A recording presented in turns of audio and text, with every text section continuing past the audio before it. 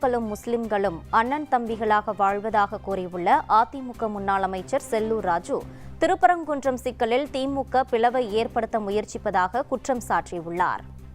மத வழிபாடுல அரசியலே இருக்கக்கூடாது, அரசியல் இருக்கக்கூடாது. அதுதான் எங்களுடைய நிலைப்பாடு. தமிழ்நாட்டு மக்கள் எல்லா பேருமே சகோதரர்கள் தான்.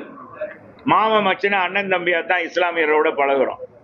எல்லாருமே இங்க ஜாதி மதம் இதே கிடையாது, பிணக்கே கிடையாது.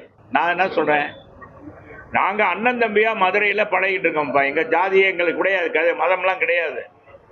இதுல என்னன்னா, இந்த அரசாங்கம் இந்த தேர்தல் நேரத்தில் இதை ஒரு மத பிரச்சாரமாக எடுத்துக்கொண்டு செய்யறாங்களோ என்ற சந்தேகம் வருது. அவ்வளவுதான். எனக்கு எம்ஜிஆர் காலத்து இருக்காங்கன்னா அதே சொல்லிக்கிட்டே இருந்தா போதுமா?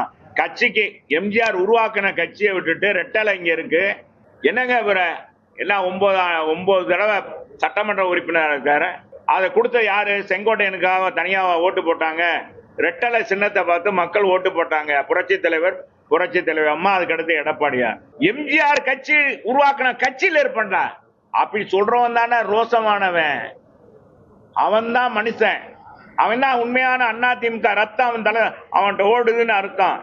சும்மா எல்லா பேரும் அதிமுக காரன் கிடையாது.